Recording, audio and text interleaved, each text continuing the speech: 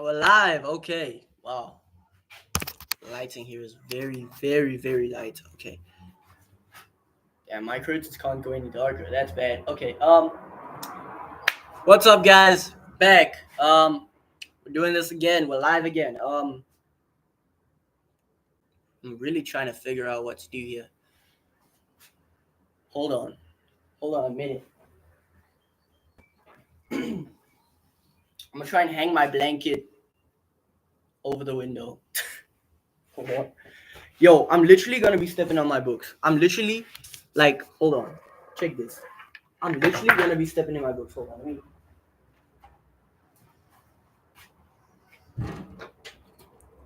My room's a mess right now because I had to unpack all my books and I don't have a place to put all my books.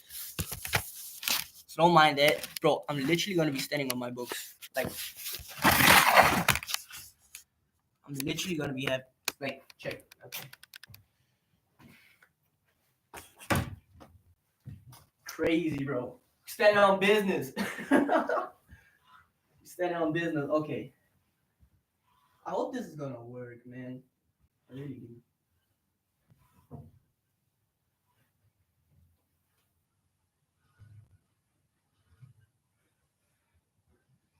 I mean, I hope it's gonna work. I don't know. That's the only place where I can put it. Okay. That's better. No, it's not. Oh, wait, I'm dumb. Hold on. No, I'm not dumb. I speak life. I'm good. I'm smart. I'm very smart. I'm very smart because I could think about this. I'm so smart, I'm standing on my own books. I don't think my books are tall enough, though. Might have to climb on this. Yeah. The things I do, bro. Things I do. Okay.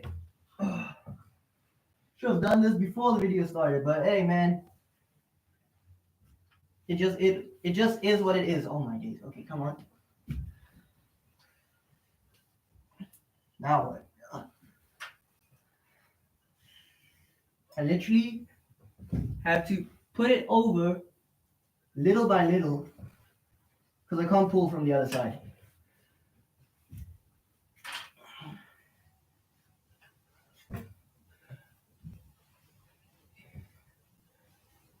Yo, I remember the day we moved in here. There was like this giant spider that was literally here, like up here. Okay. Oh. Woo! I mean, that works. Bro. So crazy. We're 3 minutes in, bro. Guys, we're literally 3 minutes in. We are 3 minutes in. And we're already doing this. Bro, we are 3 minutes in. Literally 3 minutes in. I had to stand on my books because the lighting was too bad. So I had to get my blanket. Get on my books, get on here to put my blanket over the thing because my curtains are not dark enough. But we're live, we're reacting. I don't know how long we're gonna be live. I don't know what we're gonna be reacting to. But at least the lighting is a bit better now. Not really, but it is. 3 minutes in, man. 3 minutes in. 3 minutes in. Guys. I wonder if I should get Twitch, start streaming on Twitch. I'm busy downloading anime series. That time I got reincarnated as a slime. I'm at episode 5 right now. So I'm downloading it for whenever I get time.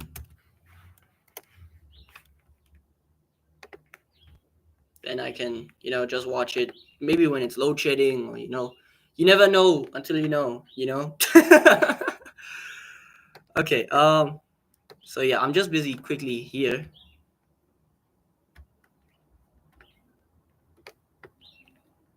Crazy though. I don't think it's gonna load now. Yeah, because I'm live. Is it? Now I'm gonna stop downloading now because it's gonna mess around with the Wi-Fi. Okay. To be honest, I don't know what we're gonna be reacting to. I just said reacting just for the sake of it. I don't know what we're reacting to. Let's check. Let's check what's on my For You page. Okay, we got Game Theory, Solves Golden Freddy again. This was 11 months ago. Nah.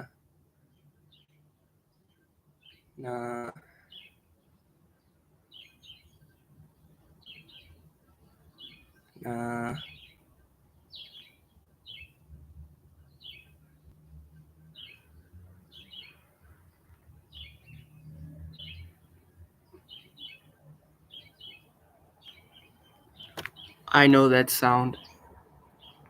I know that sound, bro. I know that sound everywhere I go. I literally know that sound. I heard it. Where are you? Bro, I know that sound. Hold on. I know that sound. Where are you? Where in the world? Where? Nah, bro. I know that sound.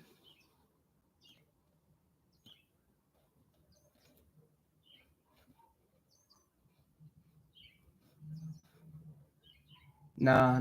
I know that sound. Wait, hold on. Wait a minute. Wait. I literally just heard a skateboard. I know that sound. I literally just heard a skateboard and I don't know where it is. I know that sound. Bro, I know that sound. Where's this guy, bro? Okay, yeah. Yesterday was Go Skate Day. It was actually awesome. Okay, so here's one that we can react to when banned dog breeds attack. Nah. Sorry. Oh, that was a bad idea. Okay, I should probably close my window because it's starting to blow. The wind is starting to blow. Man, I should have made me coffee before I started this stream. Okay. So, I don't know. I'm thinking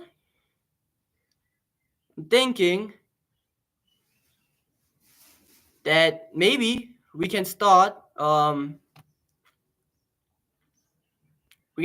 the reaction with, I don't know. Hold on, let me.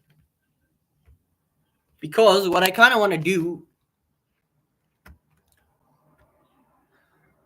I don't know, man. I want to react, but I don't know what to react to.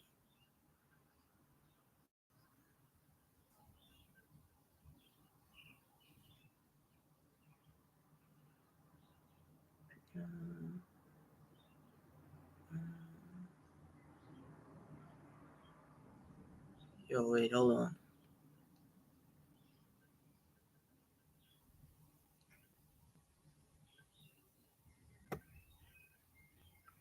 Okay, I got something here. I was also thinking if you guys are like up to, like, should I like what do you? Okay, yo.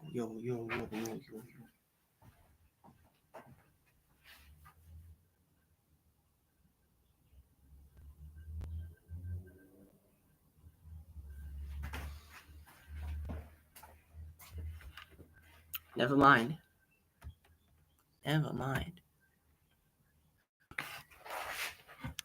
I don't even want to try that again. I don't know, man. Oh my days. How? Bro. Can I move around this thing? Can I move this thing around? Can I? Wait, hold on. Can I move? Can I not move this thing around? No? Okay. I was wondering, like, what I wanted to say is, should I, like,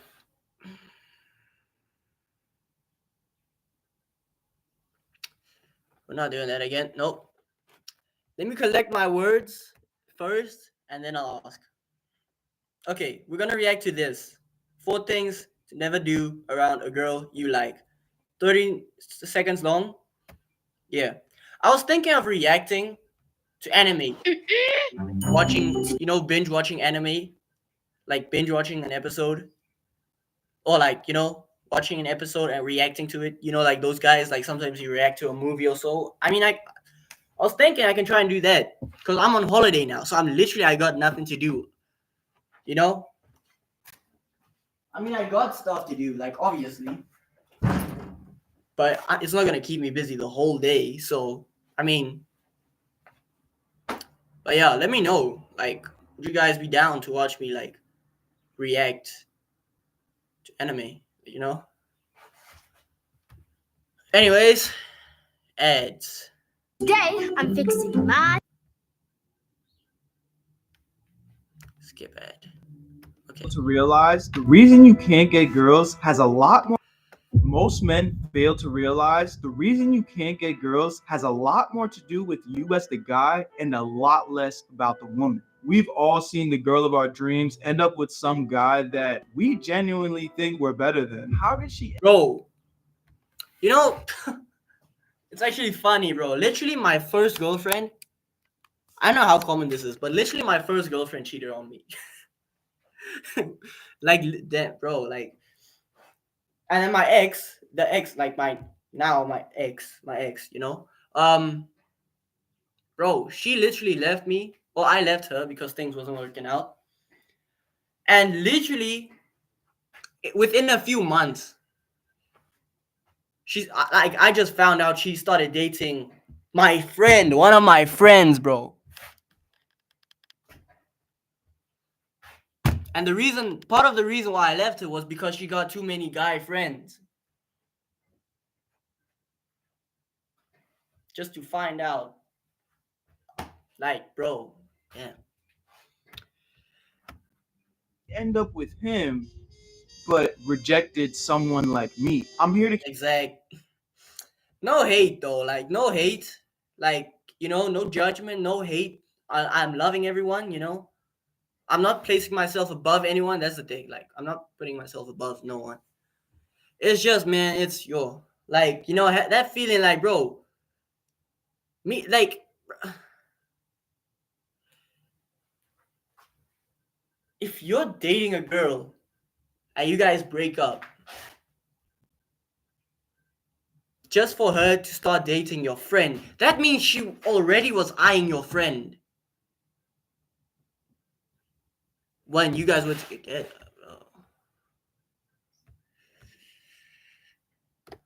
Keep it real with y'all. Some of y'all are doing the wrong things on this list, but I guarantee. I once slide tackled my crush.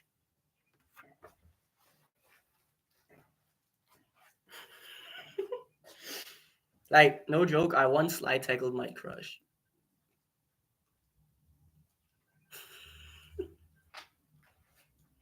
Full out slide tackle, bro.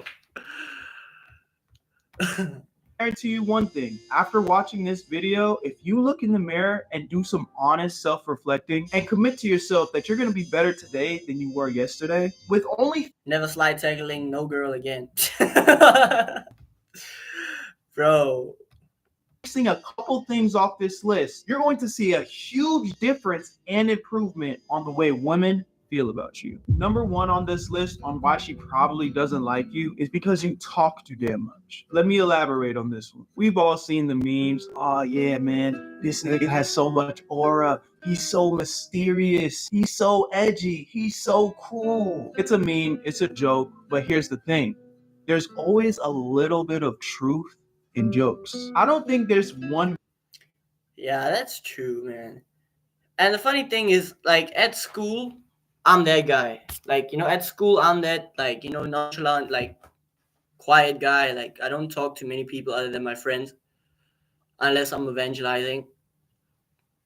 But at the same time, outside of school, I'm like, I talk a lot. Like, I'm actually introvert, but my friends, like, force me to actually, not force, but because of the people I hang with, they are extroverts. So they kind of like, you know, yeah. So I end up like talking a lot actually. When I'm comfortable with people, I talk a lot. So I this is one that I don't really know. I think I might over text. I think over text I can relate to this one. Like texting, yeah, I've been dumb sometimes, bro. I would quadruple text, bro. Like quadruple text is crazy, bro. I would do that. Wait, hold on.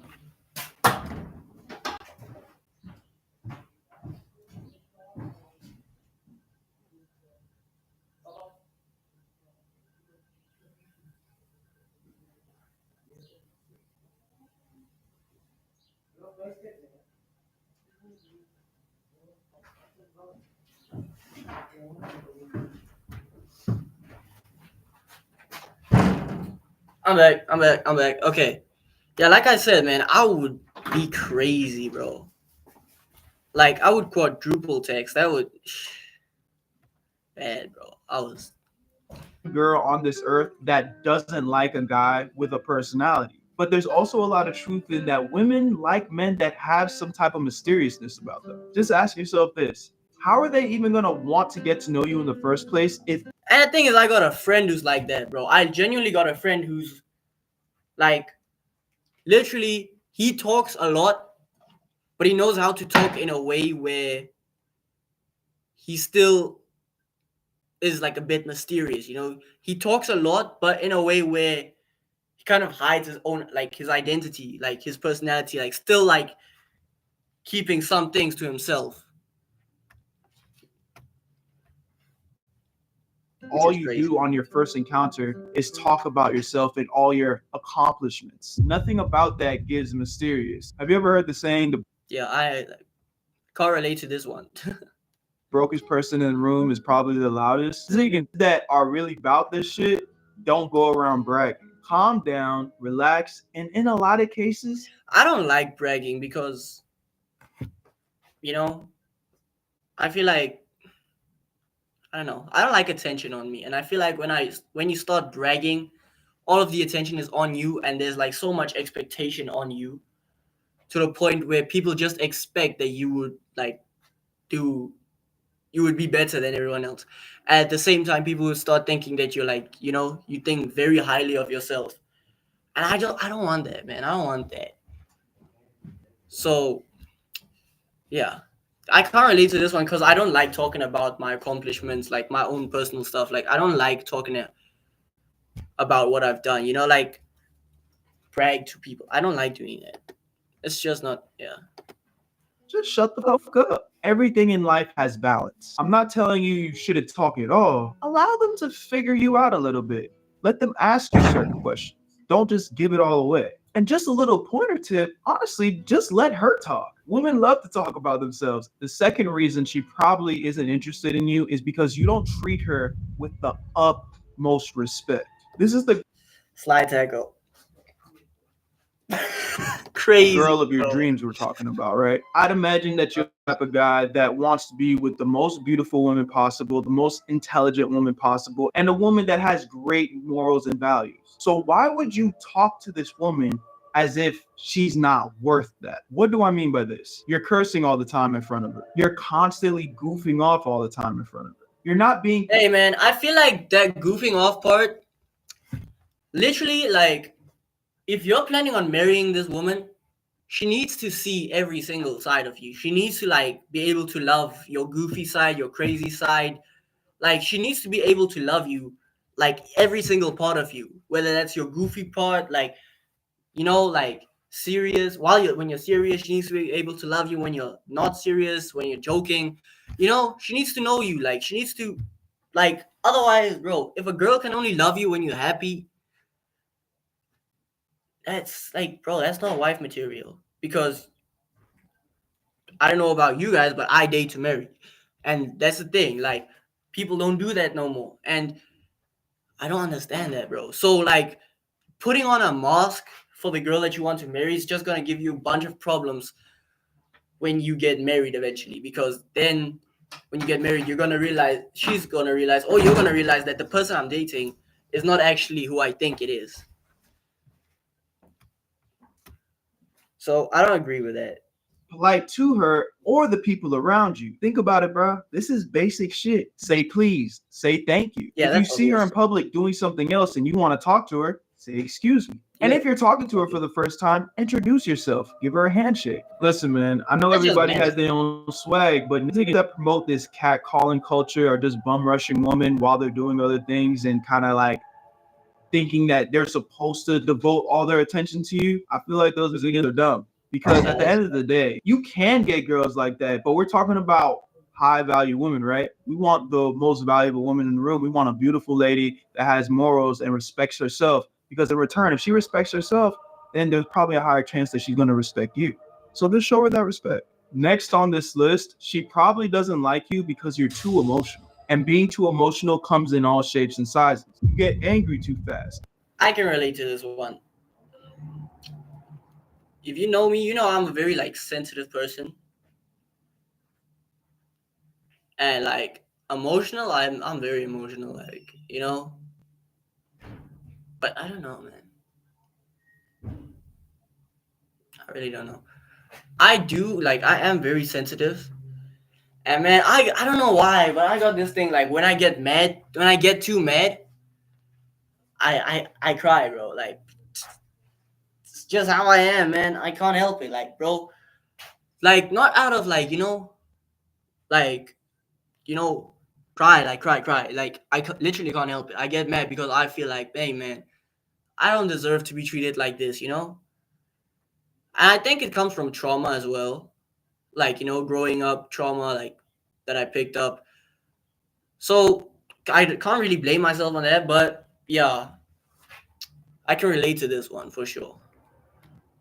Your itsy bitsy feelings get hurt too easily, or your happy asses get way too excited way too fast. The Yeah, that ability part to I can relate. control your emotions is truly a superpower in life. I Now, get listen to carried me away, carefully. bro. Like I'm not when I'm saying you excited, I shouldn't get have carried emotions, away, bro. Like crazy. but the ability to control them is a completely different thing. But yeah, We're human. You I also do think you need to know when to stop. That's also very important. definitely should embrace happiness. You definitely should embrace sadness, as you should also embrace being angry. But just think about it. If every time you're upset, you just lash out and lose control, how do you think your woman's gonna view Yeah, you? that's She that might be that's scared of you. She might be disgusted of you. She's like, doesn't know what the hell's going on. So now she's confused. And if I know one thing, no woman I wants to grew look up at their kind man of like and feel like she's in.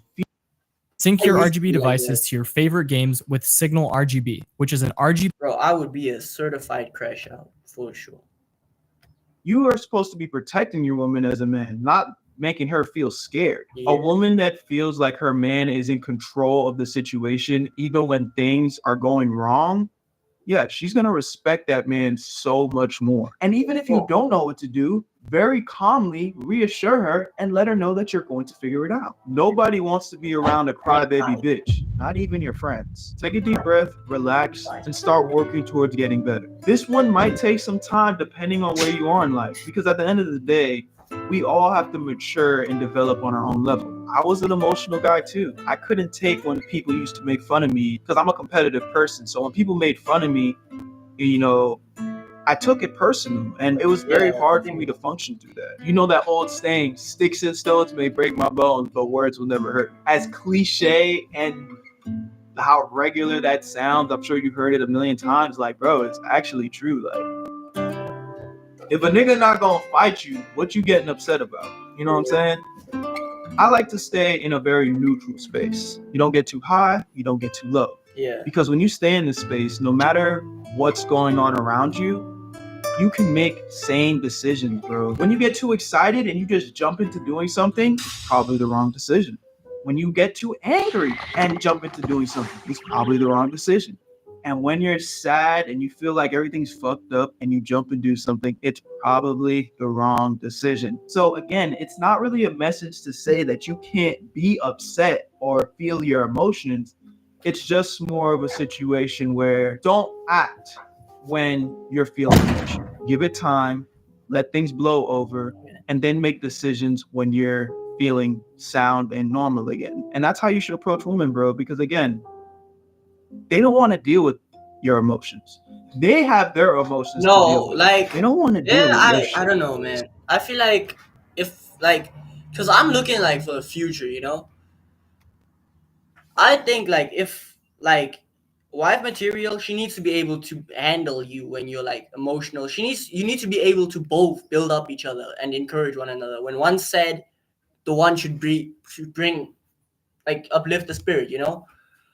And if the other said, the other one should, you know, that's how it should be. Like we should be able to help each other out when we, because that's what marriage is for. Like we are completing one another. So literally, the areas where I lack in, she needs to be able to fill those gaps. You know, like let's say, let's say I get carried away with a joke. She needs to be able to tell me, hey man, that this joke's going too far. That's wife material. If I get too frustrated, she needs to be the one telling me like, hey man, this actually like this is not worth it. Calm down. You know, that's how it should be.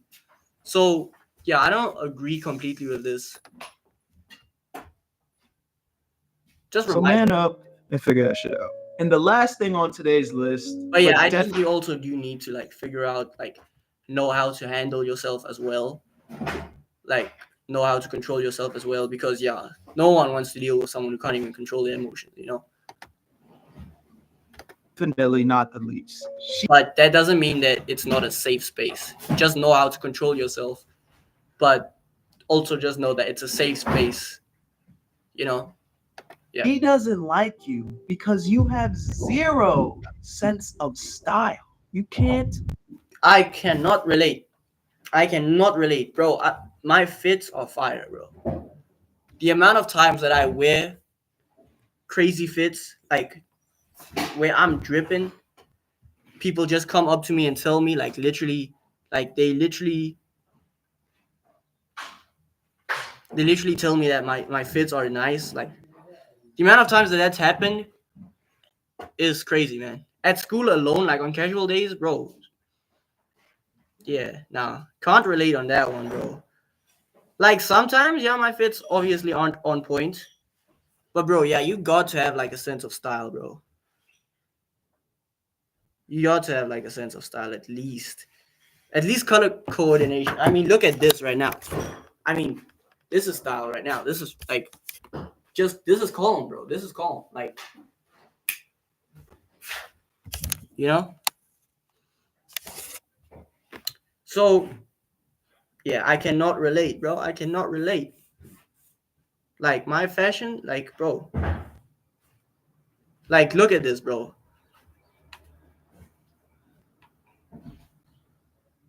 I got style, bro. Like you know, you need to know how to at least,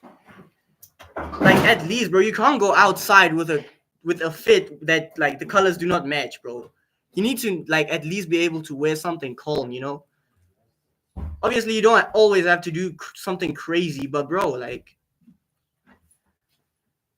but yeah, I can't relate, bro. Literally with this fit, I went to Bloom Show with this fit, bro. Literally, 5 people came up to me and was like, "Hey, man, W fit."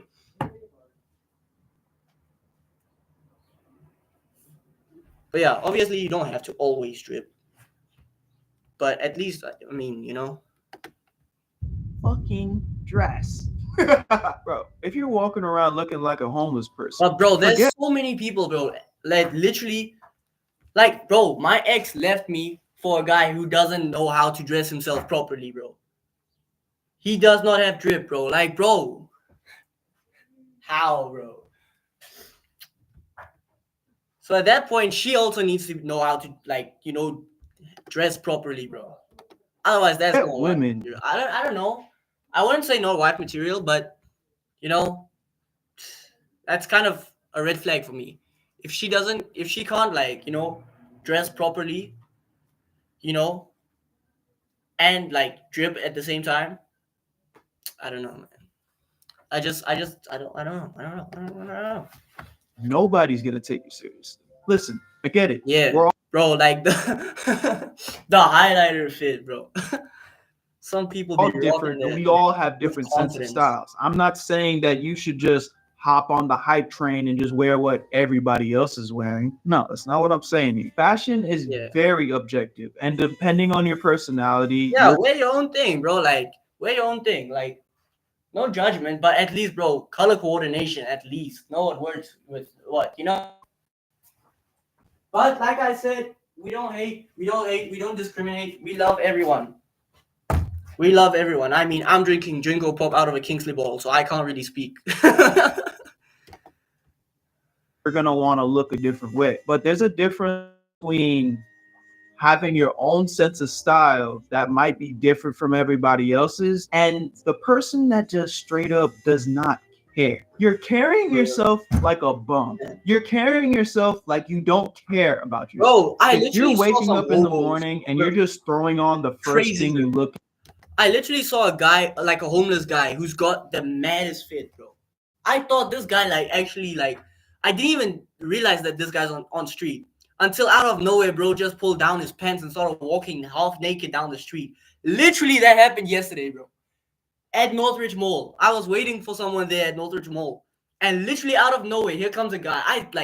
Bro, I was even like applauding him on his fit. I was like, bro, like, not, I didn't tell him, but I thought to myself, like, bro, this guy actually has a nice fit. Just to find out that this guy's actually homeless or on drugs or whatever, because out of nowhere, bro's just starting to pull down his pants, bro, and starting walking down the highway, half naked, bro. It was the craziest thing, bro. I mean, if a How's homeless man business? can do it, then he Great, can do it. especially with the help of zero accounting software. That was still the strangest thing that I've ever seen, man.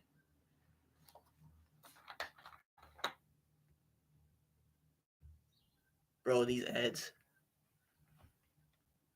What's good, chat?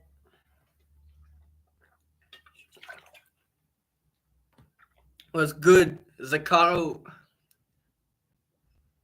Yeah, only one view for now. We're still getting there. Oh wait, I didn't even realize the video started. We're still getting there. I don't usually film. Like, I don't usually, what do you call this, go live. Wait. you look neat, or you look. You're carrying yourself like a bum. Whoa, voice crack. Guys, did you hear that? You're just straight up does not care. You're carrying yourself Bro! like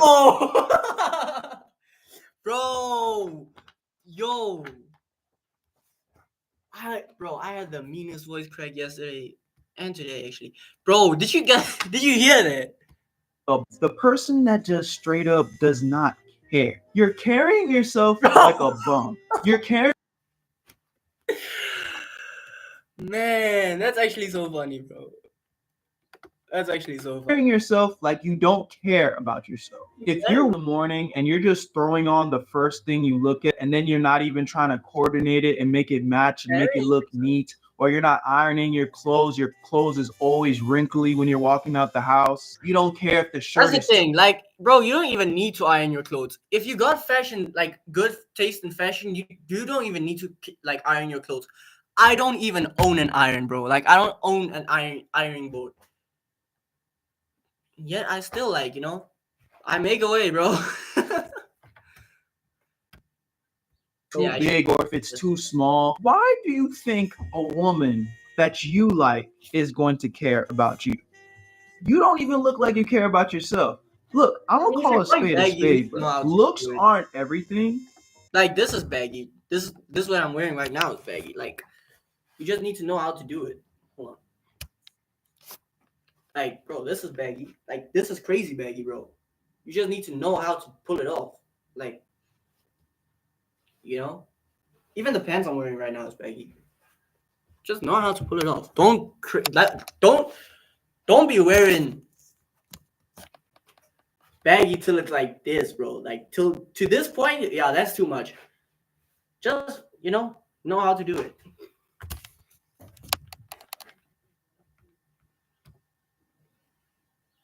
But the reality is, 9 out of 10 times, honestly, I dare even This turned from a reaction video to a fit tip. say 100% of the time, the first thing Fashion tip. you see when you're encountering a new person is what they look like. Their hair, their face, their And if you know how to clothes. dress well, it That's needs the respect. very first thing you Like, you see need to when you respect encounter them. anybody. Looks might not matter after you get to know somebody because their personality Wise. might be more attractive than their looks. But if you I can't can't see even that be you respect attractive, yourself if you can't even dress properly. you Like, pretty much negate your different, man. chances at getting with anyone. There's things that we can't control, but bro, our hygiene and how we carry ourselves, we can control that, bro. So please You understand can't why expect someone to love you and respect you if you can't even love and respect yourself. I get frustrated when I hear people be like, I don't know why she doesn't like me. It's like, bro, just look in the mirror for a second. If you truly aren't moving like you give a fuck about yourself, don't be Yeah, you can't surprised expect when someone the else. world is looking at you the same way.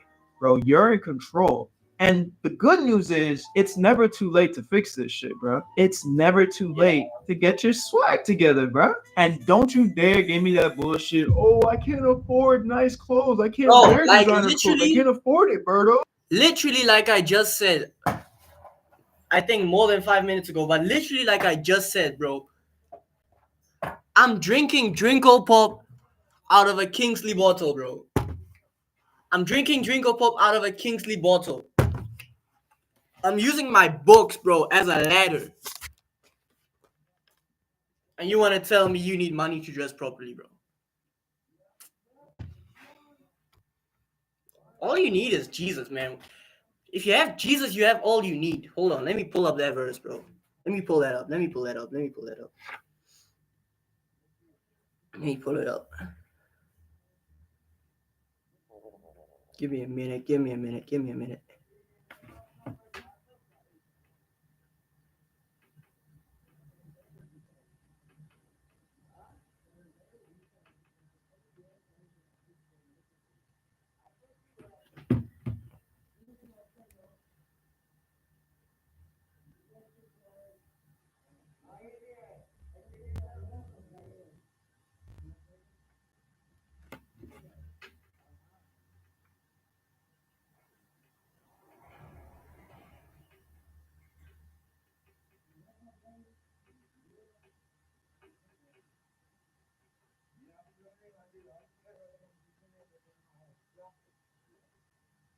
Give me a minute. I'm quickly searching where that verse is. I haven't memorized that verse yet. Give me a minute. Give me a minute. Give me a minute. Give me a minute. Give me a minute. Give me a minute.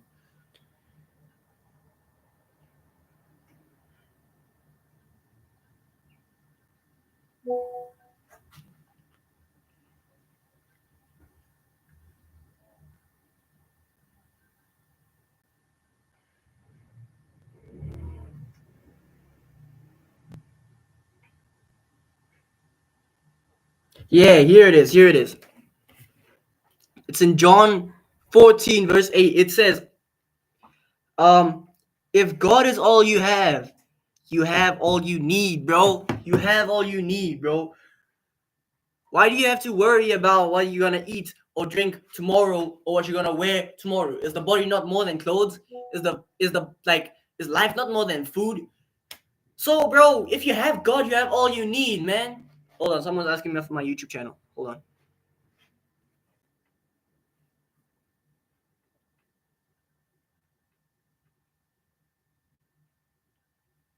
Literally, like before I gave my life to Christ, my fits were trash, bro. My fits were trash.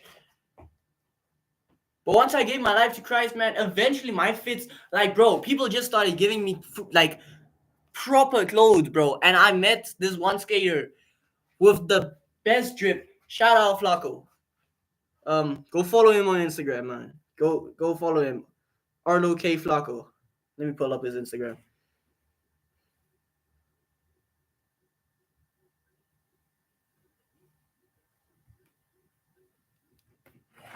Go follow my boy Flacco.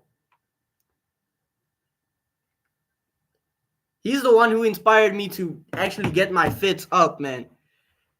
Literally, bro, like You don't need that much money, bro. You don't need money to, like, dress properly. We literally live in South Africa, bro.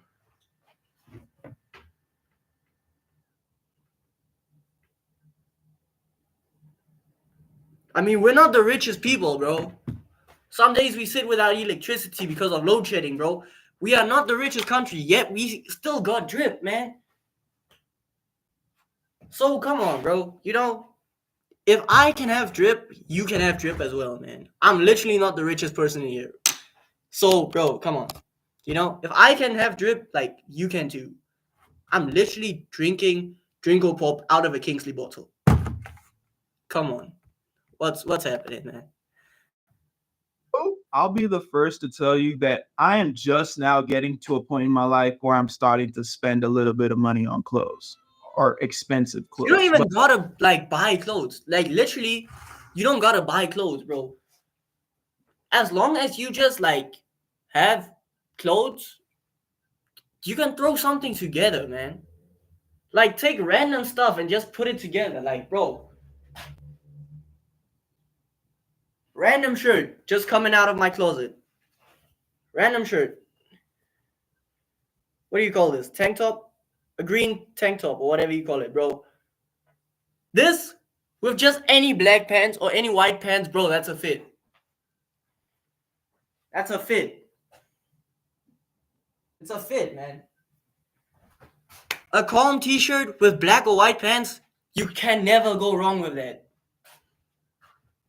Unless if it's crazy, like, even, like, unless if it's, like, crazy, like, colors. But yeah.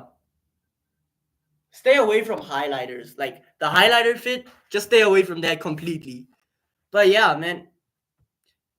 Bro, anyone, just take a random shirt, a black or white pants. That's a calm fit. But I've never been the guy that was wearing designer head to toe. You don't need that to be fly, bro. There is so many cheap brands out there, no name brands that you could put on. There's thrift stores. There's so many ways Literally, bro. that you can get quality clothing without breaking the bank. And here's just another tip. If you only designer clothes that I have, I think I have 3 shirts, right? And that's only DC. I don't own any other shirt that is branded.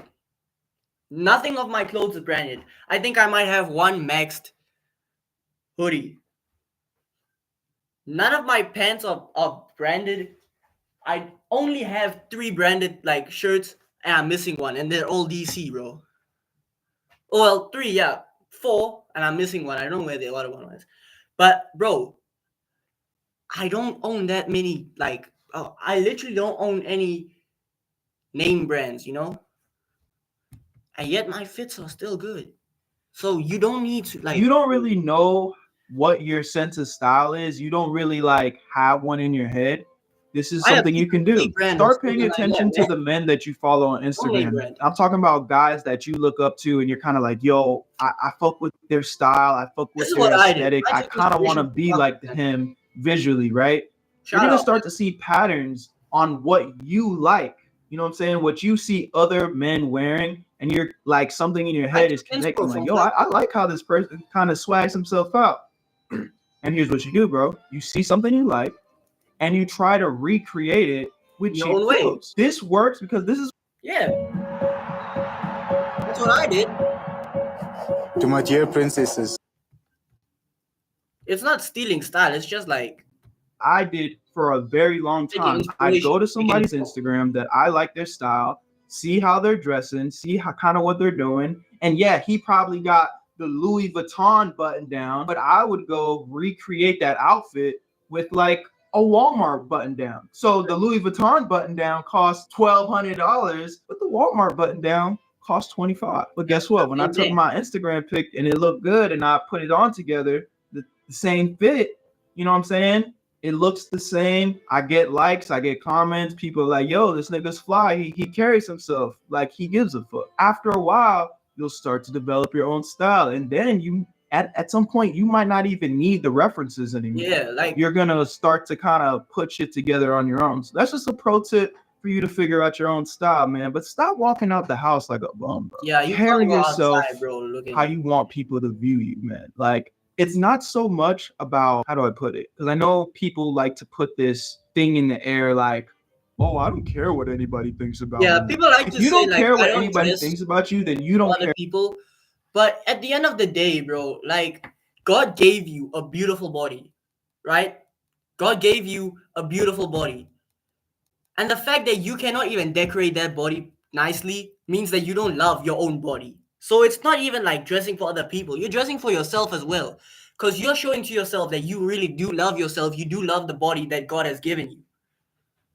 Dress to please God. Like show him like, hey God, I actually do really appreciate this beautiful body that you gave me. And I'll decorate it to the best of my ability. You know? It's like a Christmas tree, bro. You can get the strangest Christmas tree. Put some beautiful ornaments on there, and that tree's gonna be sick. Care about what you think about yourself.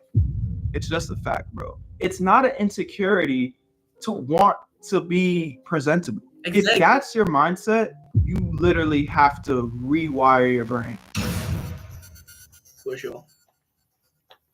And I get it. It's okay. We're all at different stages in life.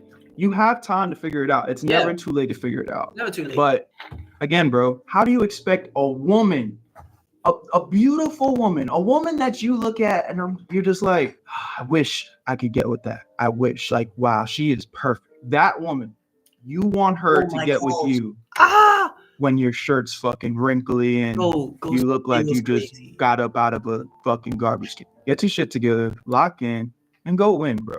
Do it for you. Win for yourself. I promise you, if you lock in and start fixing some of these things on this list, she might just give you that gushy.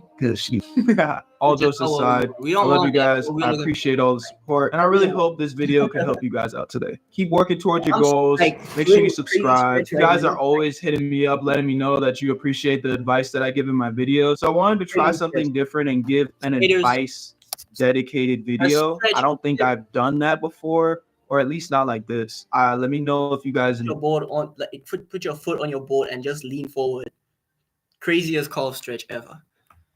enjoy this type of content. This was just a small list of things that I think I can definitely touch on. So if you guys like this and maybe want a part 2 of this video or want me to talk about other things that you guys are going through, let me know in the comments, man. I'm here for y'all the same way y'all are here for me, because at the end of the day, this shit don't exist without y'all. So I do really appreciate the support, and any way I can give back to the people that supported me, I'm definitely going to do that. I love you guys. It's Berto. Hit that sub button. I'll see you on the next one.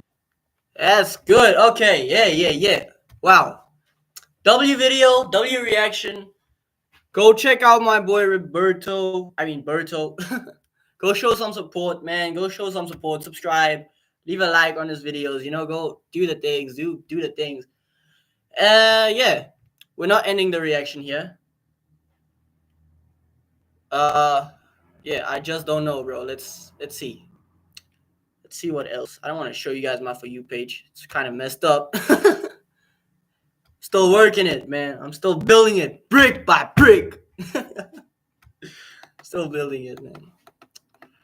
But let's see. What else can we react to? What do you say, Chad? What do you got? What do you got? What should I react to? Go skate day videos? I mean, I can.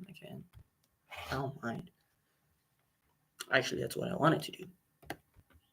Just forgot. Let me go. Should I react to my own video? Nah. I'm not. Go skate day 2025. Let's see. Woo! Shivering.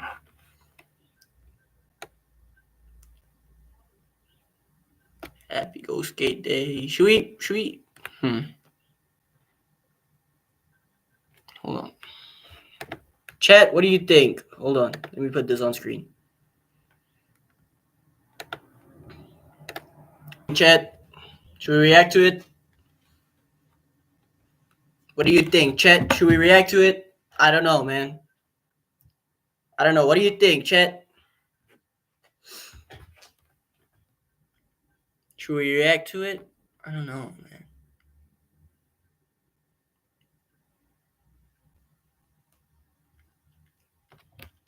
Thing is, I don't see why not, but at the same time, I don't see why.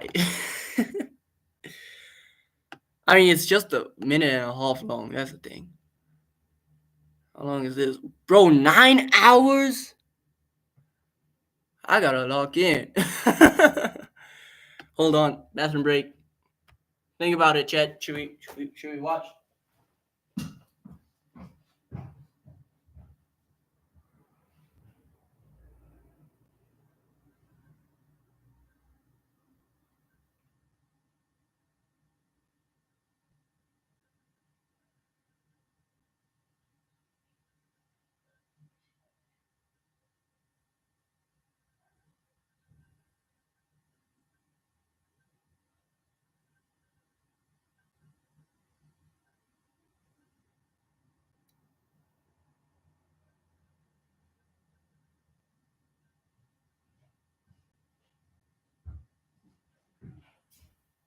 Okay, we're back.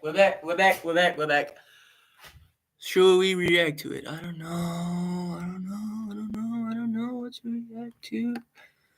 I don't know what to react to. I don't know what to react to. I don't know what to react to. Let me see.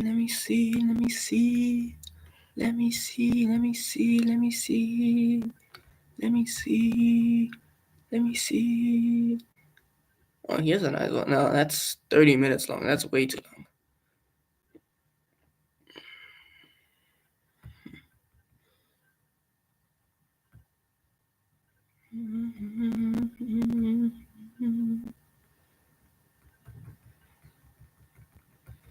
Let's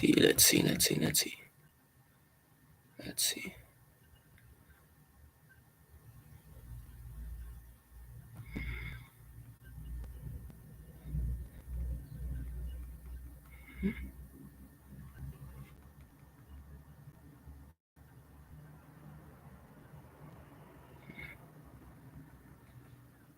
Bro, my For You page is boring, bro. Okay, here's something.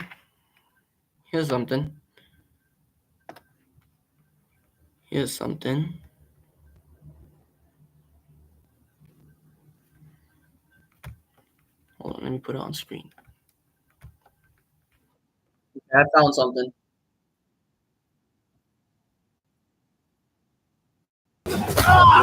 Imagine everything. Okay, I solved Adventure Time's biggest mystery. If you know me, well, actually, I never said this to no one, but I actually love Adventure Time, bro. Adventure Time is my, bro. Top 3 best cartoon shows of my childhood. Adventure Time. What else? I loved Adventure Time, bro. The OG Ben 10. The OG Teenage Mutant Ninja Turtles, bro. Ooh. That was good. And the OG Pokemon, bro. Pokemon was also fire when I grew up, man. I literally have a whole pack of Pokemon cards. Not even joking. I got a whole bag of Pokemon cards. Are they real? I don't know. Do I care? Not really. Bro, I am a certified Pokemon lover, bro. Yeah, what else? I spoke about this with my friend. Regular show was kind of like on and off for me. I didn't really like it that much. Now I do. Like, now that I see how relatable all the characters are, you know, it's actually so good. And Dragon Ball, man. But, you know, Dragon Ball was kind of a bit, like, literally, I think I just missed Dragon Ball when it was on TV. I was, like, my time was Naruto. But I also didn't fall in love with anime at that time. I didn't really watch TV as a kid. Imagine Until Like probably I was 6 or so. everything that you care about, your friends. Okay, hold on a second. Imagine everything that you care about, your friends, family, your entire life. But the Skateboarding. moment you open your eyes, it God. all disappears. This is The Hall of Egress, an episode where Finn enters a cave, only to find out that he can't leave, or even open his eyes, unless he finds its deeper meaning. Many have tried to solve this episode, but I wanted to solve an even bigger mystery. So fast forward 1 month, Y'all and remember this is episode? the Adventure Time episode that broke me.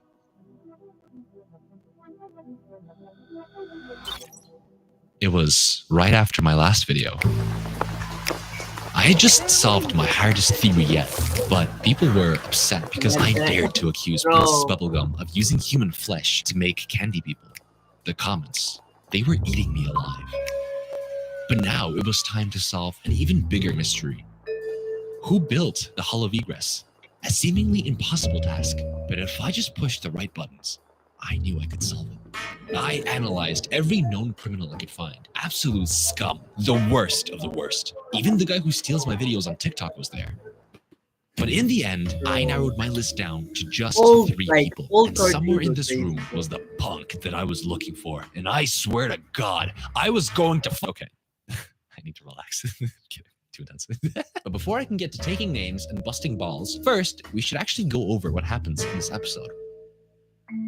It all begins with Finn and Jake journeying through a forest. They're following a map they got from Flambeau's brother, which is leading them to a mysterious cave. As they climb up the mountains, Jake jokes that the last time they were out here, they encountered the dungeon train. Almost I 2 remember that entire episode. seasons before the events of this episode, Finn and Jake were following the same exact map. But before they I could remember get to the that. Hall of Egress, they got distracted by a train on an infinite loop with a dungeon inside, aptly named the Dungeon Train. So they just had the map laying around for a few years before suddenly deciding to venture out once more to find this mysterious cave. They keep climbing until eventually reaching a cave opening. It's shaped like a mouth with sharp teeth and pillars on either side of it, but not sensing any danger. Finn immediately rushes in. He recklessly steps on a pressure plate, sealing himself inside and stopping Jake from coming in. Normally, this would freak Finn out, but he doesn't even look slightly worried. He just keeps walking deeper and deeper into the cave with no idea of what lies ahead. After falling through a doorway, Finn is standing in a big open room with what looks like a skylight illuminating a statue of an upside-down snowman. If this isn't cryptic enough, just beyond that, there is a very large door with a text on it that reads, Hall of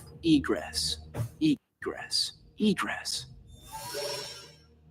What's egress mean? Exit. Finn tries opening this door but can't. No matter how hard he tries, it just won't budge. That is, until he tries something different. He closes his eyes and somehow this allows Finn to phase right through the door. But the moment he opens his eyes, he's transported back inside the room with everything reverted back to how it was. Not only is Finn trapped inside this cave, but he seems to be stuck in some kind of time loop. And unless he can find a way out, he might just be stuck in here forever. Finn tries to solve this puzzle, but time and time again, he fails. After the door, there is a long labyrinth that Finn needs to get through, but without being able to see, he has no idea where he's going. Finally, out of pure frustration, Finn forces his way through the maze, erupting out of the ground to meet Jake. Except, even after escaping, Finn still can't open his eyes. But that's only the beginning, because after making it out again, he realizes that Jake has no recollection of why they're here. This cave has got me straight scrambled up and down. What cave? What? Oh. Uh-oh. And the Hall of Egress doesn't even exist. There's just a bunch of grass here. What? Let me see. That's crazy, bro. Dang Imagine, it. Finn might have left the cave, imagine or whatever it was. being somewhere, being trapped somewhere for years, bro. For years. Like, not even days, not even weeks, not even months. Literally for years, bro. Just to get out and find out that this place doesn't even exist. You know how confusing that would be, bro? Bro. Was that Finn Unleashed is still following him. The next morning, Finn is seen sitting in his bed next to Bimo with bags under his eyes. He's been waiting for something to be different this entire time so he can finally open his eyes. But after being incentivized by Bimo to try again, he ends up right back in that same cave. The next we see of Finn, years have seemingly passed. Each time he exists in the world for about a month before Jake inevitably tries to open his eyes. He even reflects how odd this is. Yeah, you've done it like 30 times now. It's like programmed into your DNA or something. That is, before Bimo comes in to open his eyes. Seeing no other option, Finn exits the cave one final time. He goes home with Jake, but during the night he kisses him goodbye and ventures deep into the forest. The next we see of Finn, he looks disheveled, dirty, and tired. He's been walking for a long time, but after making it to a creek, realizes that he's been leaving a trail this entire time. This idea of a thread and leaving a trail for yourself has appeared several times throughout this episode, but this is the first time where Finn has decided to sever it. He breaks this thread and strips himself of his clothes and identity, letting them flow away in the creek as he says, No more egress. Sometime later, Finn is Bro, seen the wandering underwear in is the land crazy, of bro. Wu. For the Like, first time in leaving this your episode, he underwear doesn't speak, and It's instead mad, bro. This is mad. I want to try and draw it though. Hold on, let me take a picture of this. I want to draw this. That's mad though, bro. Crazy.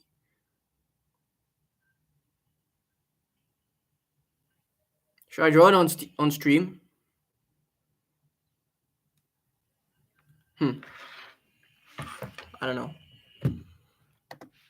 we get to hear the sounds of the environment as Finn just mindlessly walks. He keeps going, but eventually reaches the place that will end his journey for good. Somehow, after abandoning it all and just aimlessly wandering around, he makes it back to where it all started, the Hall of Egress. As he enters the cave, Finn manages to avoid the pressure plate that trapped him so many years ago, making his way down past the snowman statue into the hall. This, of course, freaks him out, but this time he feels it. Something's different. So he takes off a comical amount of masks. And finally, for the first time since the beginning of this episode, Finn sees beyond the Hall of Egress. But not just that, because now he can see beyond the entire world. Finn went from not being able to see anything to seeing everything. And on top of the maze, he sees Jake. He runs to him, but as he does, we hear something interesting. Hurry, Finn. At the seashell's center lies the cornucopia's smallest door. What's The a next thing you know, cornucopia? our boy has reunited with his boy. And finally, after years in the Hall of Egress, Finn has finally escaped. That must have been some cave. No comment. Well said, Finn. Well said. Except I have a comment. Finn might have been happy to make it out of the cave, but I'm not so easily amused. I just had one question rattling around inside my little brain. Who did this? Who built this cave? And for what reason? I sifted through character after character, but after looking at one very suspicious piece of evidence, it led me straight to my first suspect. Isn't that right, Mosif Giovanni? Several characters show up in the Hall of Egress, but there is only one that has a more important role than they let on. Bimo, the robot built to be more, who may have also secretly inspired the style of this video. It was always odd to me how, despite Bimo barely being in this episode, he got to deliver one of the most important lines for some reason. Something's It's different. happening. But even This more is odd than happening that was at, how like, many moments in middle this of the episode night. felt like Finn was trapped in some sort of simulation. I mean, seriously, for an episode all about introspection, these moments are everywhere. The time loop, Hall of Egress changing locations, Jake's weird behavior, even the final scene felt like Finn just no-clipped through a map and was seeing unloaded game textures. Now, this is where Mo comes in. We know that Mo is capable of creating simulated realities, which we see in Season 2, Guardians of Sunshine. We also know that Mo was somewhat involved in the creation of the human islands. And one of those islands in particular has a society that is fully integrated and Shout out my in the maths VR world, tutor, with bro. She caretaker got me robots this that blanket, bro. Shout out for real. Shout out. She got me this blanket, bro. It's cold here, bro. In South Africa, bro. It's so cold. It's so cold, bro. Like, shout out my maths teacher. My maths tutor, actually, not teacher. Tutor. Which side is the long side? Which side is the short side? Wait, is this thing square? I think at this point this thing might be square because I'm not seeing the corners. Here's the corners. Yeah, I'm having it right on. Okay. Little side mission, but yeah, shout out my maths tutor, bro. Shout out. Let me get comfortable again.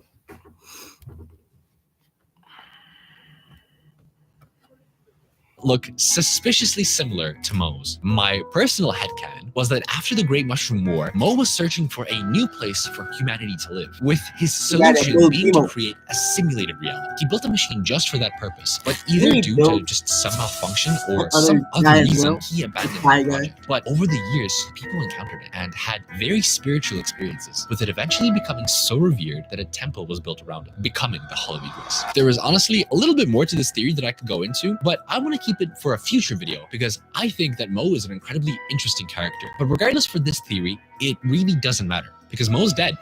So, can't really, do anything about that. But I did like the idea that the Hall of Egress was just one big machine. I just needed to find out the inventor, a character with a personal connection to Finn who also happens to have a nag for doing slightly shady stuff. Got any idea of who that could be? We all knew that this was coming. I mean, I couldn't even last one video before talking about our favorite megalomaniac. But if you know anything about the countless crimes that she's committed, you're not surprised. Princess Bubblegum had 2 appearances in this episode. First was the time when she conveniently defined the word egress, and the second time during her final message as Finn escapes the hall. Those 2 scenes kept rattling around in my brain, so I decided to look into what it really meant. We know that the Hall of Egress was originally meant to take place in Season 5 during the events of the Dungeon Train. Around this time of the series, Flame Princess had just broken up with Finn, and it was affecting both characters. But there was one character who took a surprising amount of interest in their relationship. In Earth and Fire, Princess Bubblegum was so afraid that Flame Princess's instability would cause harm to those around her, to the point where she treated her like a lab rat in this episode before the goat, Cinnamon Bun, came to her rescue. So the question was, if Princess Bubblegum would go through all of that for Flame Princess, what would she do to Finn? In the episode right after their breakup, Princess Bubblegum asks Finn and Jake to help her on a diplomatic mission to the Lemon Kingdom. But Finn chooses to go alone so that he can hit on Princess Bubblegum, and it results in both of them almost being imprisoned for life. So seeing the effects of the breakup firsthand, Princess Bubblegum tried to help Finn get over Flame Princess by creating his favorite thing in the whole wide world. A dungeon. One that would give him plenty of alone time, where the solution was as simple as flipping the snowman. There's a popular theory online that to solve the Hall of Egress, all you have to do was flip the snowman right side up. I'll be honest, I was never really a fan of this theory until I started suspecting Princess Bubblegum, because in reality, flipping a snowman is just her idea of what a good dungeon is. A really lame brain teaser, and I just think that's kind of funny. The thing is, Princess Bubblegum does have a track record of doing stuff just like this. And I mean, she does this like a lot. So in the same line of thinking, I theorized that she created the Hall of Egress to get Finn back to hero. So she spread the there was this one episode where it was all about like, I don't even know if it was all about it, but like the whole episode was about like, well, not, yeah, it was about one of her butlers. But like in the episode, there was like a line of people who was like wanting to marry Princess Bubblegum, right? And one of the guys, she felt bad for them, so she literally made a duplicate of herself and gave it to the man to marry, Which I don't know, man. No, I feel like that's messed up, because just reject the guy, man. I don't know. word around about a mystery dungeon, and it eventually made its way to Finn and Jake. Look, I'm gonna be completely real. By this point, I couldn't tell if I was onto something or onto fucking nothing at all, but I was too deep to give up. The evidence, unfortunately, ended there for this theory, so once again, it was just my own personal headcanon. But it was time to explore other options for the Hall of Egress, ones that included less science and more magic and enlightenment. Ladies and gentlemen, I present to you the final suspect. Do you know who this is? No, seriously, I'm actually asking you. I want to know. A while ago, I saw a post online that suggested that the lines on Finn's forehead this episode look very similar to a third eye, and it went on to say that if we flip the snowman upside down, that very same line appears. This immediately made me think of enlightenment and made me question if this cave was made by some sort of wizard to enlighten those who enter it. The problem was there was no tie to any wizard in this episode. That was until I discovered the Great Birdman. This is an episode in Season 5 that focuses on Zergiok. Yes, that guy. But since his heydays has been banished and somehow lost his eyesight, this caused him to go on a journey of self-discovery to the Desert of Doom, sequester himself inside a cave, and learn new things about the universe around him. Even if you look beyond the similarities and the constant eye imagery, which is like everywhere, this episode has one very cool detail. I miffed off a wizard and he took my eyes. I wonder what he wanted them for. Some kind of lotion or potion or time traveling spell? Huh, a wizard that stole his eyes to maybe make a time spell? Now, where have we heard that before? Also, yes, those are Zergiak's eyes in his beard. The theory I had was that this episode was almost like a precursor to the Hall of Egress, testing out a lot of the themes and messages that episode would inevitably explore, which becomes even more apparent when you consider that this episode and the Dungeon Train all took place in the same season. And at the center of it all is this wizard. The one that stole Zergiak's eyes, and maybe, just maybe, the one who built the Hall of Egress. There was, however, one problem. The image was all the evidence I had. This mystery wizard doesn't actually show up anywhere else in the show, and this title card is all we have to go off of. An appearance of a hooded man with a greenish skin running away joyfully with somebody's eyes. But fear not, because I still had fight left in me. All I had to do was analyze every single character in Adventure Time and cross-reference them with this image to find a match. Couldn't be that hard, right? That sounds This really hard, was where the problem started. I looked through every single wizard in Adventure Time, but not a single one looked like this guy. Sure, there were some that looked similar, but it all turned out to be a dead end. Time was running out, and I wasn't getting anywhere. So I just stopped looking. It was impossible to tell who built the Hall of Egress.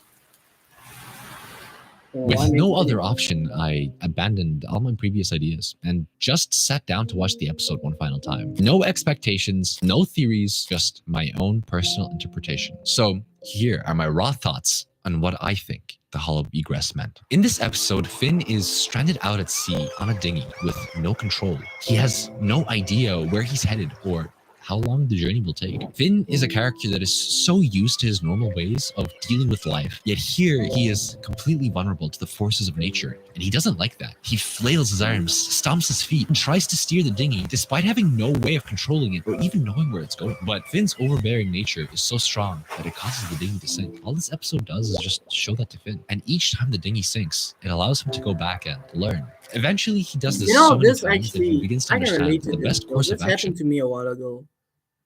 Like, there was one situation where I was like way too obsessed about, to the point where literally I took it into my own hands. Like, it was something that I gave up to God and that I was trusting God for.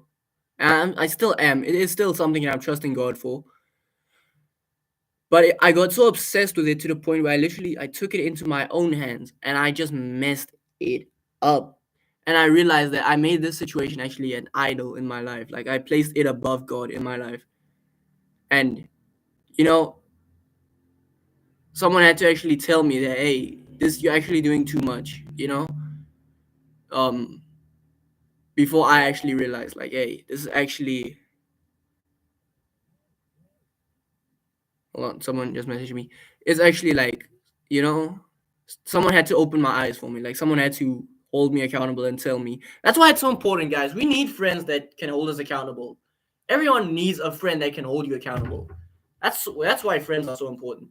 But yeah, so someone told me that, like, I was doing too much, man, and I realized, like, hey, man, I need to give this up to God. So yeah, there's some things, man, that you just can't take in your own control. Like, just leave it to God, you know? Just let it happen. You know, whatever happens, happens. If it's in his will, it will happen. If it's not, it won't, bro. Not everything needs to be complicated, you know? Not everything, you don't need to take everything in your own hands and do it in your own strength. Just, there's some things where you literally just have to trust God for. Like, that you have no other choice. You have nothing else that you can do. You can think you can do something, but you're just gonna mess it up, man. Taking it on your own strength, that's messing it up so much. Take it from me, bro. Like, I'm happy that that relationship with that person that I was like part of this situation, I'm happy that me and that person, we left off on a good note. Like, we didn't leave off, but like, we are still friends, you know, and we're still like, you know, figuring things out. So, like, regarding the situation. So, man, some things you just need to like leave up to God. Otherwise, it can end up way worse, you know? So, yeah.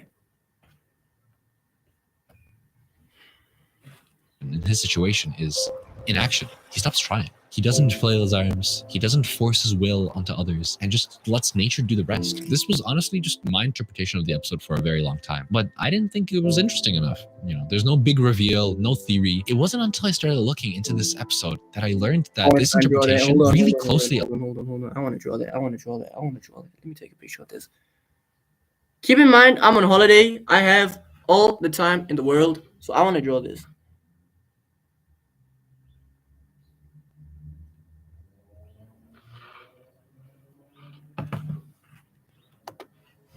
Aligns with a real Chinese philosophy, Taoism. But it became a full circle moment when I realized that I actually came across this at the literal beginning when I was researching for this video. The top comment of this Reddit post talking about the meaning of this episode, an explanation I wrote off because I thought it wasn't interesting. But I couldn't have been further from the truth, because not only does Taoism explain the events of this episode, but I think I've actually definitively solved what the meaning of Princess Bubblegum's cryptic message was. So what did it all mean? I'm not going to go too in depth, because at the end of the day, Taoism is also a religion, but I'm just going to focus on the philosophy aspect of it. Taoism is all about openness with the world and aligning yourself with the Tao. The Tao is basically indescribable, which makes it difficult to describe, but I'll try. It's something that you feel rather than explain. It's not so much a concept as it is a pattern of the natural universe that all things follow, like the flow. Okay. Hold on. This is the Google definition. Let's get it. Let's get the Google definition. Google definition. Let's go. Okay, it says a Chinese philosophy based on the writing of Lao Tzu, advocating humanity and religious piety. Piety. What's the basic belief? Yeah. Let's know. We want to know. We want to learn. So we can know how to approach someone who is in this belief and bring them to the truth. Yeah. The Tao, which means the way, Jesus is the only way, is the natural order of the universe. Okay, so that's a lie, because everything that happens in life, every single thing that happens in life is ordered by God, and it's orchestrated by Him. So there is no random natural order of things. God chooses everything that happens. He is in control of every single thing that happens. Everything happens for a reason that aligns with His will. Okay, so yeah, Taoism. So like nothing is random. That's the point I'm making. Taoism strives to be in harmony with its natural order. Man, strive to be in harmony with God's will, rather than following particular rules. Taoists cultivate a sense of naturalness called ziran, by being in tune with this. Bro, be in tune with God's word, man. Be in tune with the Holy Spirit. They believe they can avoid violence, suffering, and struggle. Bro, a man who has never endured suffering and struggle is not a man, bro. Like, how do you expect to grow without hardships? God sends us hardships. He allows hardships to happen so that we can prepare for His kingdom, so that we know how to approach these things, bro. And so that we can help others out who are in the same situation and show them the way, like the way, Jesus, we can show them Jesus, the way. Jesus is the way, not some random Tao. What's a Tao, bro? No. Having to make up new words for no reason, bro. We need Jesus. But okay, now we know. Obviously, when you approach someone who is in this belief, don't approach it like I did right now. This is just my thoughts on it, but yeah, you have to do it the right way. Come, still show them love. And even if you're watching this video and you're in that belief, no hate. I still love you because I'm obligated to love you. That's my duty as a Christian. Christ requires that from me. So, and man, I just don't want to hate on no one, You know, you are who you are, but I'm just trying to show you the way, man. Jesus is the only way, the truth, and the life. He's God. He rose from the dead. He got crucified. He rose from the dead. He gave us the Holy Spirit. We are free from our slavery. We are free from our bondage to sin. So we are free, man. We are free. And I hope you find the way. I hope you find the way. I hope you find Jesus. I'll be praying for you. But yeah, you know, no hate. No hate. We don't hate this side. We don't hate. We don't judge. We don't hate. We make jokes and we move on. Of the river or the breeze of Not the wind. jokes, A but core like, part you know, of Taoism. we give advice, we make jokes, we help each other out. We bring the truth into the light. We shine light in the darkness. You know? Is reverting move yourself on. back to being an uncarved block. So much of who we are Learn is from our shaped by mistakes. ego, bad habits, and assumptions that we just hold on to. Finn was doing just that this episode, relying on brute force to solve his problems. Think back to when Finn lets his clothes float down the creek. That's him embodying Taoism. He's stripping away his identity, getting rid of those preconceived notions of who he is, his ego, and his ideas of how things should be. He even says it, no more egress. His entire motivation this episode, just let go. What I found really cool about researching Taoism for this video was seeing how many you have to, man. Let God have his way. Let go, let God. Find a way, make a way. I don't know how that song goes. I've only listened to it once or twice. Let go, let God have his way. Let go, let God. Okay. Shout out other to the characters poem. from popular TV shows embody those beliefs. I think my #1 all-time favorite character across all media is Uncle Iroh. And immediately after learning about Taoism, made me think of this. I don't know the answer. Sometimes life is like this dark tunnel. You can't always see the light at the end of the tunnel. But keep pushing. But if you just keep moving, you will come to a better place. I mean, Amen. seriously. Amen.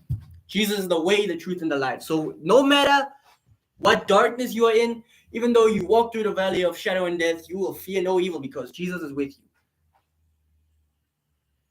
Yeah. Seriously, how awesome is that? Also, let me know if you'd like me to cover Avatar because it's a great show and I've watched it 17 times. That's not a joke. I literally keep track. That is exactly how Finn makes it out of the Hall of Egress. He doesn't give up. Instead, he unknowingly starts practicing a core aspect of Taoism called Wu Wei. It's often translated to inaction, but that's a little bit misleading because it's not necessarily doing nothing. It's more of like effortlessly doing. Think back to the dinghy metaphor. Wu Wei is the kind of movement a river makes when it's flowing downstream. It doesn't struggle or force. It just takes the easiest path. And that's exactly what Don't follow no Wu Wei, follow Yahweh. He's the only way. Finn learned to do. And it's illustrated perfectly the second time that he enters the Hull of Egress, where once before he had his vision, he triggered the pressure plate. But now that he doesn't try, he just flows on by. Yeah. Then we get to that Sometimes highly you just gotta cryptic go with line the by flow. Princess Bubblegum. Obviously, Hurry, you're not Finn. going with At the the flow. seashell's center lies the Going with God's cornucopia's will, smallest you're door. just letting The it seashell is a God's pattern, will. an embodiment of the pattern of the Tao. And in this episode, Finn walks along that curved path, drifting towards the center, Your way. cornucopia's You're not smallest just- door. This means Irony. contentment. It isn't big or grand. It can be something small. Sometimes happiness is as simple as finding joy in what you're given, whether you can see it or not. I didn't solve the case or crack a theory, but I stopped forcing it and just let my thoughts drift away. I mean, sometimes it's you not gotta- worth tanking my whole channel just for this one video, right? It was honestly kind of cool how someone like Finn can embody a philosophy that feels unique to him. Although now that I think about it, Jake also quite aligns with it quite well, especially Wu Wei of all things, because Jake doesn't really try. Honestly, it's almost Shoot, man, are you still lady sad about Flame Princess? Okay, hold on. Let me get out my sidewalk chalk. You've done it like 30 times now. It's like programmed into your DNA or something. holy fuck. Jake knew. My ankles were absolutely broken. The guy that I've been looking for this entire time has been under my nose. Everything I've said up until this point applies to Jake near perfectly, to the point where it's not even funny. We know from many episodes that Jake has a troubled past. He robbed banks ranks and had his own gang, but supposedly threw that all away to adventure with Finn? Yeah, right, this guy? No. What if instead Jake also encountered the Hall of Egress way Bro. before Finn did, and it was his time? Gotta go to the bathroom, bro. Little bathroom break. I'm sorry, bro. I'm sorry, guys. I'm sorry. I won't be long, though. Let me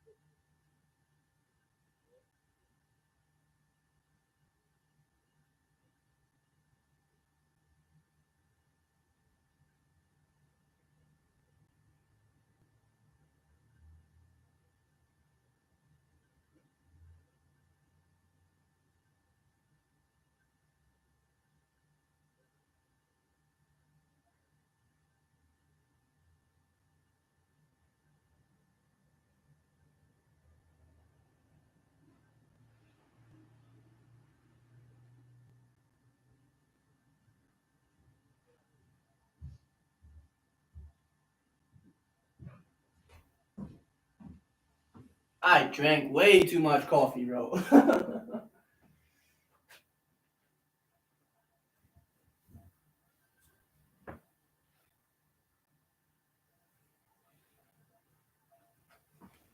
I should stop drinking so much coffee, bro. I really need to stop drinking coffee so much. Genuinely, like in the exams when I was writing, bro, the amount of times where I had to hold a pee for longer than an hour, it's crazy. It's crazy. It's crazy. It's literally, it's mad, bro. It's mad. Now I have to figure out how I had this thing again. Guys, somewhere during the week, I'm going to cut my hair. Bro, I need to find a way to get shampoo again. Like, the same shampoo that I've been using. Because the shampoo that I'm using now, I don't like it. I'm using a new shampoo. Because my dad got a new shampoo. But it's not like, it doesn't have the same effect on my hair that the old shampoo that I used to use does. Which I really want to go back to. Like, it curled my hair. For some reason, it like curled my hair, and I love the look of that. But this, like, I don't know, man. The shampoo just keep my hair flat, and I don't like it.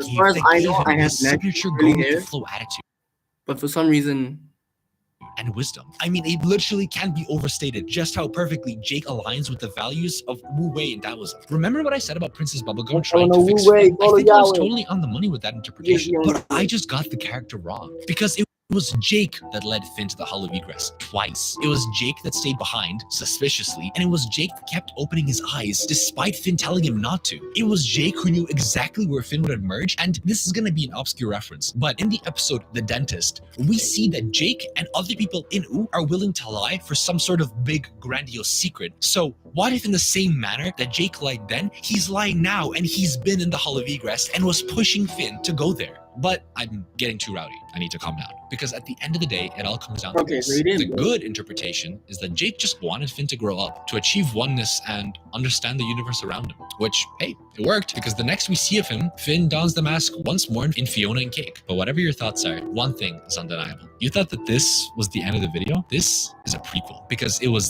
this theory that made me realize that Jake appears in too many of my theories, to the point where I think there's something sinister about him. Ladies and gentlemen, I have created a theory that explains everything that Jake has done and who he is. So next week, we're all gathering for the trial of Jake the dog. W video.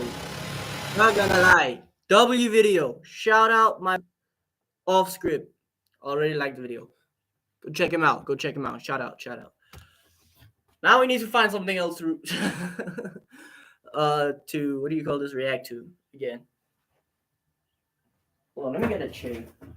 My legs are starting to get tired. Let go, let God. Let God have his way. Let go, let God. Let go, let God. Let God have his way. Let go, let God.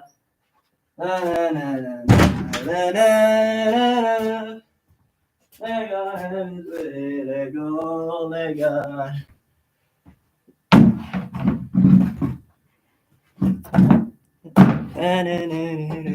Let go. Come on. Okay. There we go. Okay. Okay, I gotta scooch over. Never mind, I can't. Okay. We good, we ready. So what's next? Okay, let's check. Let's see, what are we gonna react to next? I like this though. Like the Jake one.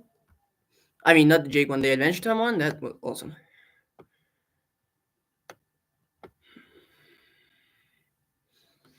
Oh wow, we found one very quickly. We found one very, very quickly. Okay. Wrong tab. Here you go. Share screen. Okay. PVZ. Plants vs. Zombies. Cannibalism theory. I don't even know if I can say that word on YouTube. But it is what it is. It's not like I get Chance to monetized. win a magical trip to Disneyland Paris with Nestle. Imagine this. You're in a zombie apocalypse. This game is so OG, bro. Like, I'm not even gonna lie. That first time that I finished this game on my mom's laptop, that's nostalgia, bro. And when I got this laptop, bro, that first time I finished it on this laptop, bro, that was nostalgia, bro. And now I got Plants vs. Zombies 2 on my phone. Not nostalgia.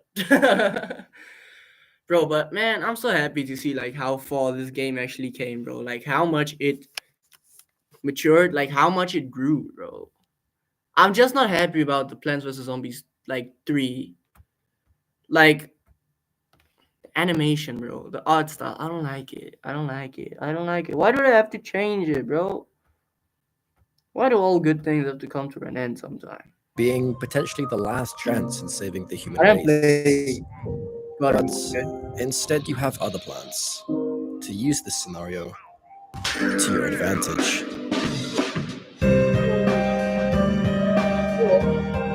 Hey. Oh, that drums. Plants Oh, them vs. drums are Zombies. good. I'm sure you've already heard of this. A zombie led by this guy, and it's up to this guy to save the world with a few plants. I think you get the idea. Originally developed back in 2009 by PopCap Games, this light-hearted kids game went on to have multiple sequels and spin-offs, branching out into a strategy card game, a follow-up RPG, and even a trilogy of third-person shooters. Garden Warfare. The Garden Warfare games amassed a huge audience, millions millions of players experiencing the never-ending feud between the plants and zombies, in hopes of stopping Zomboss for his evil villain stuff. However, after years of these games being released, there has been an underlying story that completely flips the narrative of the once charming and playful Battlefield we know. And more importantly, who Crazy Dave really is.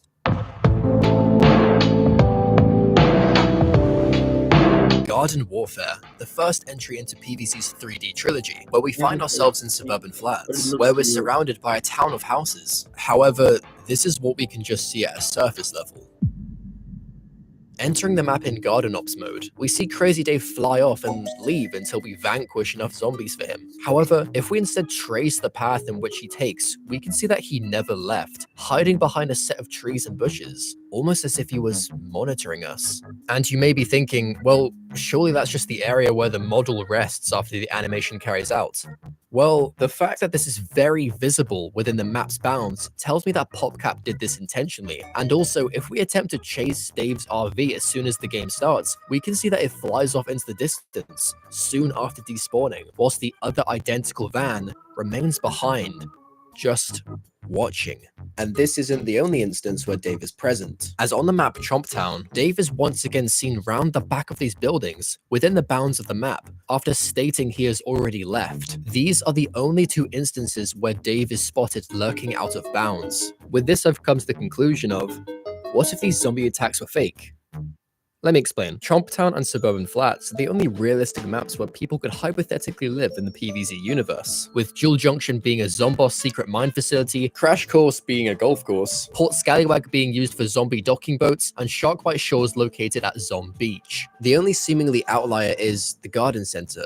However, we'll get back to that later. I will note, however, it's interesting how the Garden Center is practically giving away its plants for the public to take. We're not gonna talk about half price on everything, 50% off planters, 3-for-1 seeds, sale today, 2-for-1 daisies. And if you think it's just some weird business decision made by the gardening center, then explain why plants are 90% off in a trailer park of all places, located at Cactus Canyon. Chomptown and Suburban Flats, having the most populated areas of housing, make them prime targets for Dave, hosting these large clashes between the plants and zombies for everyone to see from the insides of their own homes, rooting for the plants to win, making Dave become the hero everyone needs. But I'm getting ahead of myself. What really proves that Dave and Zomboss are even working together?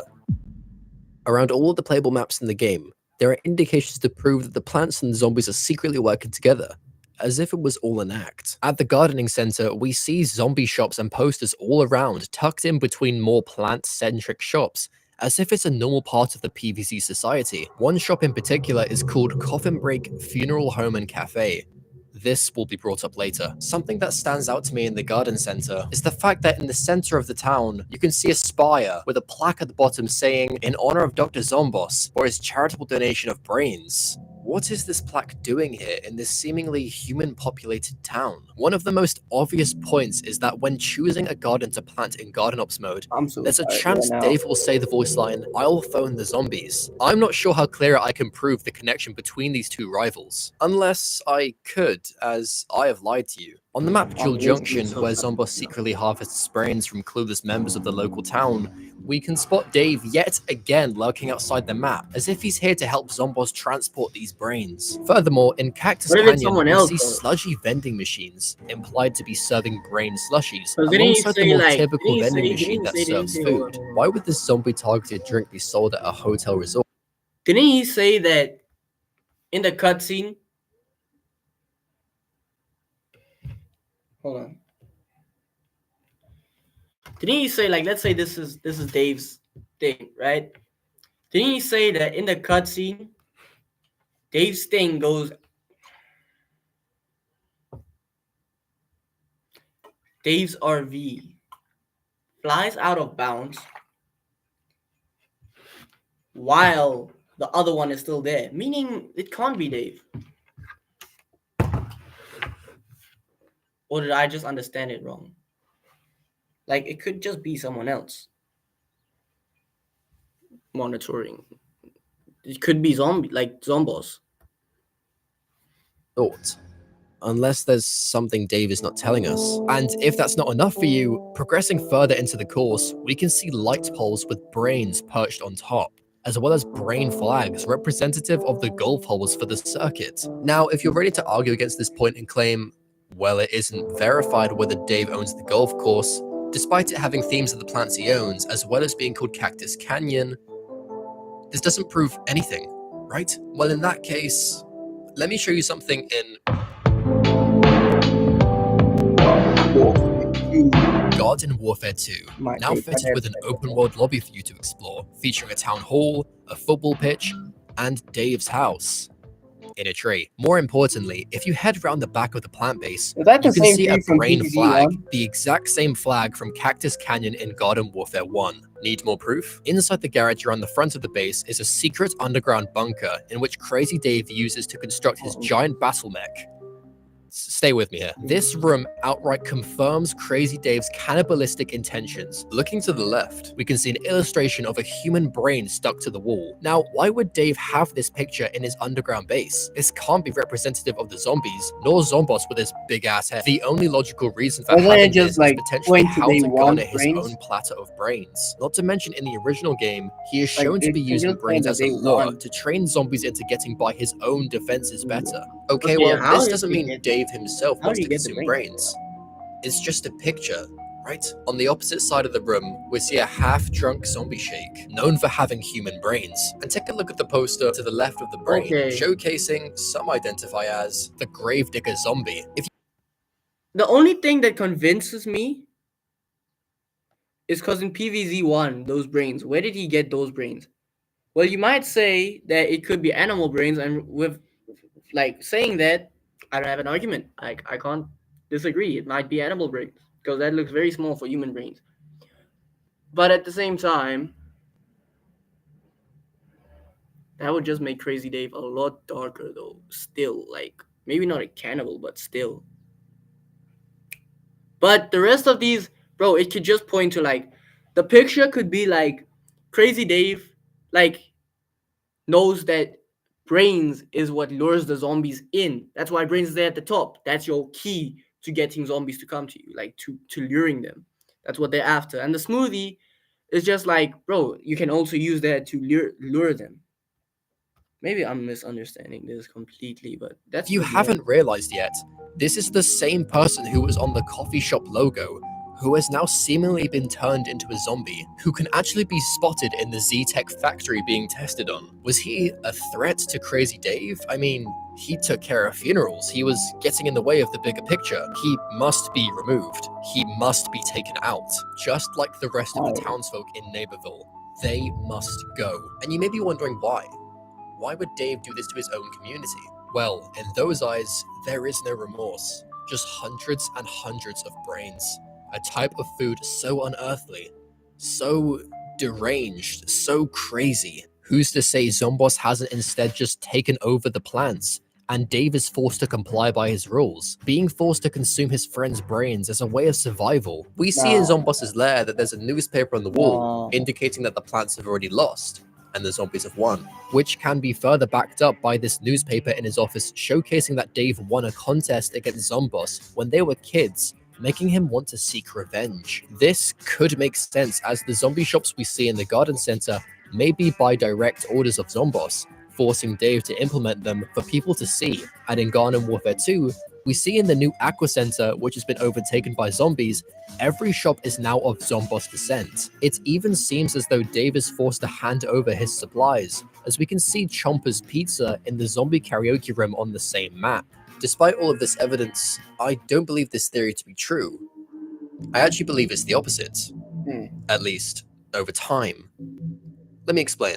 Taking a closer look at the newspaper in Zombos' room, we see that Zombos has written over it in permanent marker, labeling Crazy Dave as a cheat, as if he stole this idea or the whole invention from Zombos. This can be proven by the photo showcasing Zombos' invention of the first Zombotany zombie, which is seen in the original game fighting Dave. I believe that Dave, the environmentally obsessed mad scientist, initially stole the formula to mutate plants from Zombos, leading to him experimenting on them and creating a whole almanac of different plants. Suburbia being captured by Zombos was all part of Dave's plan to scare the townsfolk, making him the public's hero, leading to everyone going to him for help, which is why we see the plants being available for very cheap in multiple areas to make sure everyone lets in the plants to their home. It's possible that these plants had defects and simply didn't do anything, as we can see on these posters that the iconic jalapeno, sunshroom, cherry bomb, etc. aren't alive, meaning no use for the neighbors and being overrun by the zombies. Or alternatively, the plants would just wipe them out,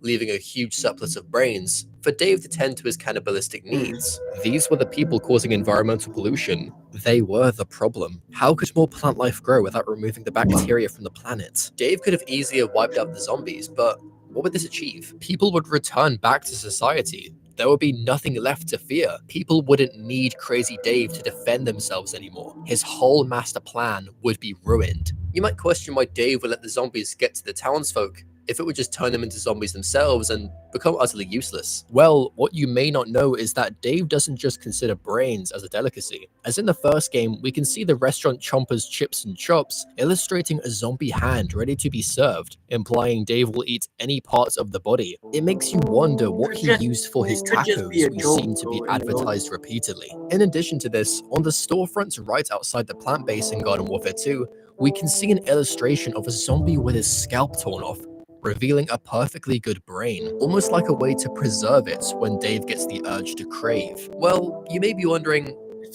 what's the outcomes of this? I mean, where does it go from here? Well, follow me as I wrap up this theory in the most recent installment into the PvZ shooter franchise. Battle for Neighborville sees us no longer in Zomburbia, and instead we've arrived at Giddy Park, almost as if Zomburbia has been cleared out of human life, with Dave being the sole survivor, one step closer to purifying the ecosystem. However, it seems as though Dave has already made progress, as there appears to be no one here at Giddy Park, despite being advertised as an amusement park for people to attend. Free for all, the flyers exclaim, despite not showing anyone in the background riding the active Ferris wheel. It's almost like Giddy Park acts as a central hub to lure people in straight to Dave, which can be proven by heading to the town center and peering through the windows, revealing a fake interior. Some sort of screen appears to be held up, covering the insides. Interestingly, these houses appear to be on sale for newcomers to buy, falling into Crazy Dave's trap and becoming his next victim. I mean, can you blame them? Crazy Dave is the people's hero. What joy can these people feel in this apocalyptic invasion? What choice do they have other than feeling safer and heading to Giddy Park to be protected by Crazy Dave in an attempt to return back to normal life? All whilst the plants have other plans for them. And failing to cooperate results in Crazy Dave kicking you from the game? I don't see it. Like, actually, I don't. Like, I feel like that this theory is a stretch. I'm not convinced. I'm not convinced because, like, I'm just not convinced. Doesn't make sense to me. But let me know your thoughts in the comments. Yeah, I'm sorry this reaction wasn't really that much. I'm tired. I'm really tired. I'm really tired, yeah. Yesterday was Go Skate Day, so go check out that video on my second channel. I might be posting this on my second channel. Like, I might be like breaking up this whole stream in videos, separate videos, and posting it on my second channel. So go tune in there, go check it out. Blue Shirt Skater Skates. And go subscribe there, go show some love, and I'll see you when I see you.